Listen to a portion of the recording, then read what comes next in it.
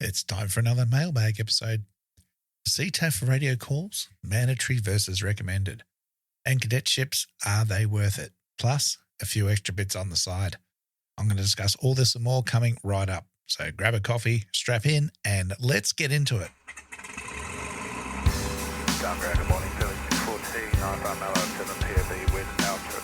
Coordinating aileron and rudder, bank, balance, bank pressure, rolling to 30 degrees. That's 30 degrees there. Standby star 9000, 1013, Kilo 25. G'day everyone and welcome to episode 178 of the Flight Training Australia podcast. Podcast all about flight training and flying in Australia and beyond. My name's Trent Robinson, I'm your host. G'day, thank you for joining me. It's a fantastic weekend up here in Darwin. Beautiful and warm again. I'm looking at the temperatures down south, guys, and I am not sure about that. I'm going to be in Sydney next week, and I am definitely taking a jacket. It's going to be a shock to the system, I'm sure. And it was lovely, though. Got to check out the Osprey again.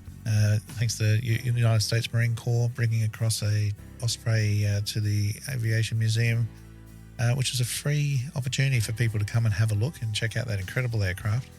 I know it's not necessarily everybody's cup of tea. There have been some terrible accidents in them, but look, the mechanics and the engineering involved is just incredible, and the way they operate, and a tilt rotor aircraft like that. I just love watching them fly around in Darwin here. So very, very special opportunity to go and check it out. Byron Waller has headed off on his around the world Australia trip. Not the world Australia, around the world Australia trip. I don't think he'd do that. He's in Australia right now. Just arrived in Alice Springs and then heading off to be the youngest accompanied pilot to fly around the world. I really want to say Australia, don't I? So wishing Byron all the best, mate. Stay safe and take it easy. It's going to be a couple of months to do it. They're taking a sling, and what an adventure that will be. Again, raising awareness and funds for Crohn's disease, who I know a few pilots now who have Crohn's, and it can be unpleasant on times, and certainly later on in life. So good on you, Byron. Stay safe, mate, and have a great trip. A few of you, I put out a little message about mailbag stuff and some questions and things. And before I get into the main content, a couple of you just asked about the Darwin airfares or the landing fees update. And unfortunately, not much good news to share. Some companies have sort of had to buckle, I guess, and make a deal, which again, the inner workings of everybody's individual arrangements are all confidential. But just the concept of companies having to open up their books and Darwin Airport effectively looking at how much money they're making and where all their passengers are, where they're coming from, where they're going to, all this information has to get reported back every couple of weeks. And it's almost like, well, if you make too much money, they might feel the need to charge you more. I don't know. It's a bit nuts, but that's what's happening at the moment. Unfortunately, there's not a lot that I'm going to be able to do about it other than pass on the costs at this stage. It is being talked about in Parliament and government levels, but again, who knows what will happen and how long any of that will take. But look, we won't give up just yet. But let's have a chat about this episode. And like I said, thank you for the response of everybody that put through their questions. Now, I do have one little favor before I get on with it. I normally don't worry about screenshotting or anything because I simply go into the archive for the story and I can grab all the questions there and deal with them. However, some of you responded on Facebook, and whilst I did see them pop up, I thought I could go back and get them, but apparently I had to turn on a setting to allow that to happen. So if you did respond to the ask a question, could you possibly send it to me on either Instagram or Facebook Messenger or whatever, just so I can get that and I'll log it and get back to it in coming episodes, please. Because if you want to know about it, I'll definitely cover it, but I just can't for the life of me. Remember, there was a few similar questions and a few unique ones, which were actually quite good. which I'd love to cover off later on. So if you could send those through to me again, that'd be awesome. Now, a couple of questions that I will definitely cover later on. One on glide approaches, forced landings, and engine phase after takeoff. This is definitely something I want to talk about again. I did it not that long ago, but I really want to get into that, especially the FATOs again, and the reality of training versus reality and preparing pilots for training. So we'll definitely do that. A few of you wanted to cover off part 135 job interview questions. So yeah, great idea. I would definitely do that, but that deserves an episode by itself. And there's also 2 requests for approach briefings, one VFR, one IFR, which is good. So we can cover that off, no worries. And more about the DC3. So definitely working on that. Again, just trying to get the time to make it all happen. But that is coming, and be a few interviews and discussions and all that as well. So we'll definitely do that. So again, thank you for your questions. Now, radio calls. Let's start with that. A constant question and discussion point, I feel, of when is the right time to make radio calls, what is mandatory, what's optional, and when you should just say nothing at all. Now, there is guidance, of course, in the AIP on radio call procedures and what should be said and the format of radio calls. And that, again, is another topic that I'll cover off from a CTA perspective. So Gen 3.4 and, of course, en route 1.1, there's discussions through there, but also through Part 91 in the CASRs and the MOS. And Chapter 21 is the main section of Part 91 MOS there, talking about non-controlled aerodromes. So that's what we're going to just focus on today, the non-controlled aerodrome procedures.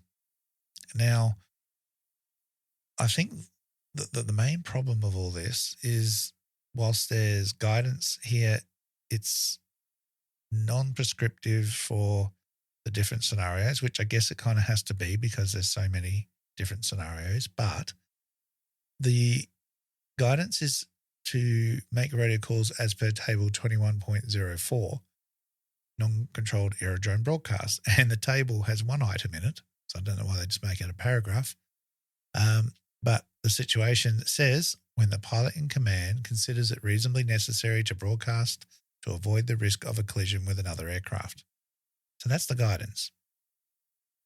Now, if you feel that you know what's going on, you may not feel the need to have to talk to the other aeroplane, and they might have no idea you're there. So as long as you do the right thing and keep an eye on them, you can avoid them and don't have to say a thing, right?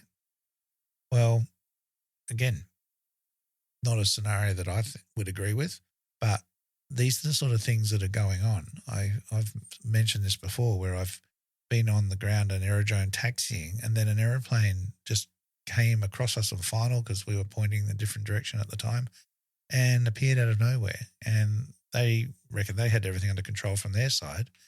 But, we had no idea they were there. So the general idea has always been that you should be monitoring an aerodrome CTAF frequency, which is either 126.7, or it may have its own discrete frequency. And remember, sometimes several aerodromes in a close area could share the same discrete frequency as well. But you should be monitoring that in the vicinity of an aerodrome. Now, if you look up the definition of in the vicinity, it's defined as within 10 nautical miles of that aerodrome and a height which may cause conflict with traffic. So again, this leaves it up to the interpretation of the pilots as to what they perceive as what may cause a conflict. Now, remember, we're not just dealing with I'm overflying and the aeroplanes are at 1,000 feet in the circuit, AGL, whatever it is. All right, it's not just the traffic circuit, it's the traffic arriving into the aerodrome and the departing traffic that must also be considered. And I've had plenty of what could have been potential near misses because the student just wasn't thinking about it or situationally aware of well away from a CTAF, but in conflict of the departure path of various aircraft. Now, some aircraft by 10 nautical miles could only be, just over 3,000 feet or so, but high performance aircraft could be much more. So part of this process as well is what is a height that may cause conflict with that traffic. Well, depends on the performance and the density of traffic at that aerodrome. So your local knowledge of what sort of aeroplanes are going in and out of particular aerodromes is absolutely crucial to allow you to make a good judgment call here. So the guidance is very vague, but again, as always, common sense should make a part to play in this. If you're nearby, be listening. If you can hear departing traffic and you're in the direction of their track, then make a call. Just let them know what's the worst that can happen. Be concise. Tell them where you are, where you're going, at what altitude. Outside of those areas, what should you be on? Well, the general guidance is on the relevant area frequency, so either Brisbane or Melbourne Centre. Now, I know some people do this, and that's perfectly as per the guidelines, but here's the catch. It also says that pilots in the vicinity of uncharted aerodromes can choose the most appropriate frequency. Now, a lot of pilots up in the territory here will tend to remain on 1267 when they're below 3 to 5,000 feet due to traffic density on centre sometimes. It's just a lot of talk about stuff that is irrelevant. But sometimes if they start making calls, centre gets upset because it starts conflicting and clogging up the centre frequencies. And this is, again, another issue. So there's multiple helicopter landing sites that fit this sort of description. They don't even have to be aerodromes. They can just be key transit points, VFR waypoints, all that sort of thing that aircraft will make broadcasts for on CTAF. So now we've got pilots who are potentially unaware of these uncharted locations because they are exactly that, uncharted. I could use an example of Crabclaw Island is one example. And Goat Island, where the helicopters do their helicopter pub crawls through. There's 2 airstrips there, or landing sites. They are not on the CTAF, on the VTC. And so local knowledge is prudent about knowing their location and where they are, and they can be very busy at times. So if you're not on 1267 and you're on centre, because again, that's technically the guidance, we've now got 2 pilots making broadcasts or not, or listening out on a frequency that's not going to hear the other. Now, CASA's guidance here is to broadcast on both, which again just isn't always practical. Firstly, some aircraft only got one radio, so they can't do that. And then it leads to pilots getting mixed up which one they're listening to, which ones they're transmitting on. Then volume knobs get turned down when things get overwhelming or they're just busy and stuff. And then they miss crucial calls later on, which could absolutely cause a conflict.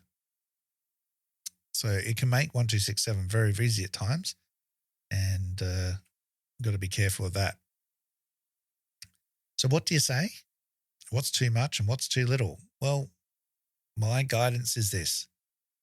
Before you speak, ask yourself, who are you talking to? Who's there to listen?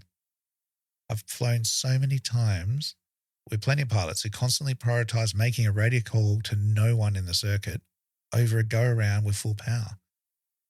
There we are, sinking towards the runway, talking to no one. Like, go around, full power, aviate, navigate, communicate. We've heard that before somewhere, haven't we? Okay, but that's what it's all about. If you've got a call, who are you talking to? All right. As per the DVFR guide, Part 91 stuff, ideally pilots should be making circuit broadcasts before they make a turn because banking an aircraft makes them easier to see. All right. But again, if there's no one in the circuit, just make one call per circuit. Generally a downwind call or just before you turn base, so that this look, talk, turn concept works and people coming into the circuit are aware of you. Now, some will argue, as I said, per the table, if a pilot considers it necessary, When the pilot in command considers it reasonably necessary to broadcast to avoid risk of collision with other aircraft. So if there is no one there, you don't have to make a call at all. Just be monitoring. But where this idea falls down is you don't think anyone's around, so you don't make a call. Someone's approaching the aerodrome, doesn't hear anybody, so they think there's nobody around. Next minute, 2 aircraft come into close close contact. So just make a call. It's not going to kill you, right?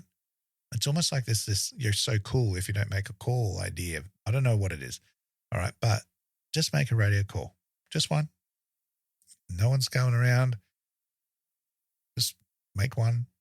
Come around, do a circuit, make another one. We don't need to hear every phase of your circuit.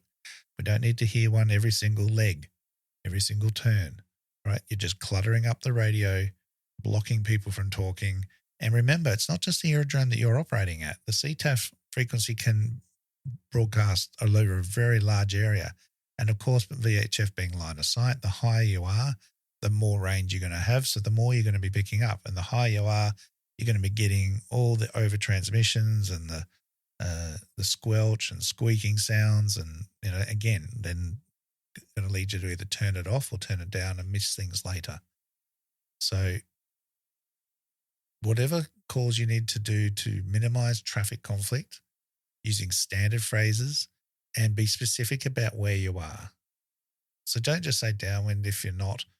All right. Make sure you say early downwind, late downwind, or turning base, on base, because that's going to guide people's eyes to where to look for you. If there's people coming behind you on final, broadcast when you're under control and you've vacated the runway so they know what's going on. If you're flying a high performance aircraft, obviously, especially at a busy aerodrome, you want to call a bit earlier.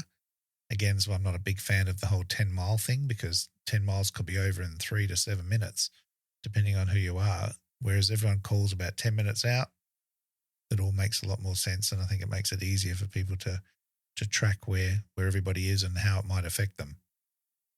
So everything you say should be with purpose, right? If it's just for the sake of making a radio call and hearing your own voice, well, rethink it, all right? It's not just, it's just unnecessary where you are, but you're cluttering up the frequency at other locations potentially as well. Sometimes you can't hear them, but they can hear you. All right. So hopefully that helps with a bit of guidance there on what's required and what's the ideal. All right. The second question I see pops up regularly online, and that is, are cadetships worth it? Now, a controversial topic maybe, and there's a lot to cover off here. But obviously I can't make a overall yes or no because there are so many variables and there's a lot of schools doing things different ways. But what I want to cover off here is maybe considerations and questions you need to be asking yourself and then asking of the school before you attend and register. And this is partially as well from feedback from students who have flown with me up here in the GA transition course, etc., and the issues and problems that they've had or the successes that they've had. And funding's obviously going to have to be the main one. The cadetship programs will tend to be attached to a fee help funded student loan style arrangement. Now, the way fee help training is covered and delivered varies greatly, both in the course structure and the cost. But one thing they all have in common is the cost is always more than if you just paid me daily to go flying. All right. The fee help structure is inflated costs. It has a lot more overheads, and this leads to a very expensive situation.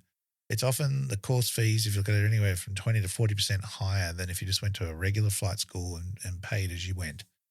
And I do struggle to see the value based on what I am seeing coming through Darwin at present. Okay. Is it really worth all that extra money? Now, look, if, as I've said before, if that is the only way you can afford to go flying, well, okay, fair enough, but understand the financial costs involved, understand how much extra this course is going to cost you in fees and interest and all that sort of thing. because it gets monumentally large very quickly. So just be careful with that. The next thing is, obviously, is it an airline-sponsored cadetship? Is there promises of jobs at the end? If there are, be wary. Anyone who promises you a job at the end of a training course is lying. And they have to be lying because we don't know how well you're going to turn out. Right? You may be struggling. You may just not meet the standard. You may not be a good fit. All right. And that's not that you're a bad person or a crap pilot. It's just you're not a good fit at that particular organization. All right. There's a lot of variables here. So how they set up these courses and structures of promising jobs with affiliate partners and this, that, and the other, you need to be asking students and graduates or, searching online to see how many people are actually getting opportunities at it. And it should be a reasonable amount if it's a genuine offer. But again, I can't offer you a job. I don't know how you're going to be at the end. I can certainly give you a recommendation once I've flown with you and get a reference and stuff, as they could as well, but not beforehand. All right. The next one is, how regularly are you going to be flying? One of the biggest complaints I find with these operations is they just take on as many students as they can get, but for whatever reason don't seem to increase their aircraft and instructor numbers to cater for it. And then what happens? You suffer. You're on a 12 to 18-month course, which just blows out and goes on and on and on. All the while, you're not really working, you're not earning an income. It makes it incredibly difficult and expensive. Who are the priority students where you're going to go? Are you the main cadet group? Again, constantly. I get that if you're not that main group, if you're a secondary cadet program at that operator, you will get sidelined and not a priority. It could be weeks between flights, which is just ridiculous and totally unacceptable in my view. I hate it every time I hear that. If I'm going to take on 20 students, I would be making sure that I have capacity for 20 students with the aircraft and the instructors. I don't see any excuses for it other than greed and not really thinking about you and your well-being and what's right for you. So definitely a question to be asking. You need to know what's going on there. Who are the priority group of students and what priority you're going to be given as well if you're not in that main group. But just overall, what makes a cadet program so much better than a flight school? All right? It's often a misconception because, well, it's better, isn't it? Like it must be. Like, look at the brochures. Look at everything they say. It's so grand. Wow, look at the size of the building, the shiny new fleet. Who are the instructors? What's the experience mix?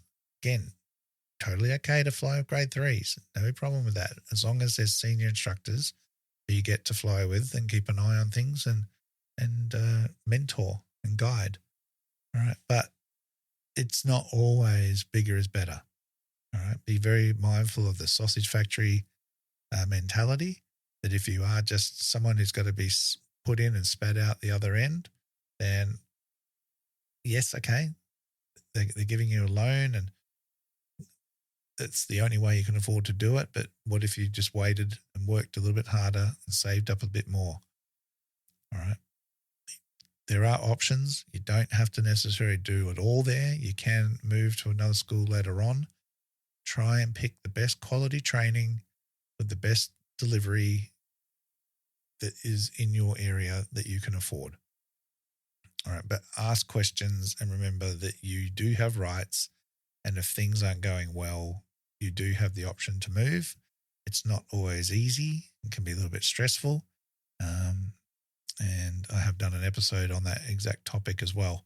But see how you go, and hopefully it all works out well. Like, I really want to make the point that I'm not saying that all these schools are terrible and evil and just there to take your money. All right. But there are certainly some that are not as morally ethical, I guess you could say, that I feel they should be. and you need to, do your research and be mindful of that. All right. So thank you very much for those questions. And I really do appreciate all the feedback and everybody sending those in. If you do have other questions, please let me know. In the meantime, I'm off to Sydney Tuesday night for the Australian Aviation Awards. Looking forward to catching up to everyone there. We'll be at the Aviation Summit throughout the day, and then obviously the awards in the evening. So that should be fantastic, and a little bit of a rest break and checking out Sydney again. I'll be getting my jacket. And then when I get back, we'll be at the Kamali fly-in, which is the last World War II airstrip here in Darwin that basically had a bomb dropped on it. We've got some festivities and things going on there, and I'll be heading down there on Saturday, Sunday, and I'll keep you posted on what goes on there then. In the meantime, as always, you can reach me on Instagram, Facebook, or email there. Of course, LinkedIn as well. And I'd love to hear from you all. And again, thank you to everyone who has come on board as a supporter of the show on podcast. On Patreon for the podcast. And if you would like to support me just for the work I do and the benefits that you're getting out of it, there are several tiers of support, and I would dearly love to have you on board. All right, guys, until next time, blue skies, and remember the golden rule: aviate, navigate, communicate. Cheers, everyone.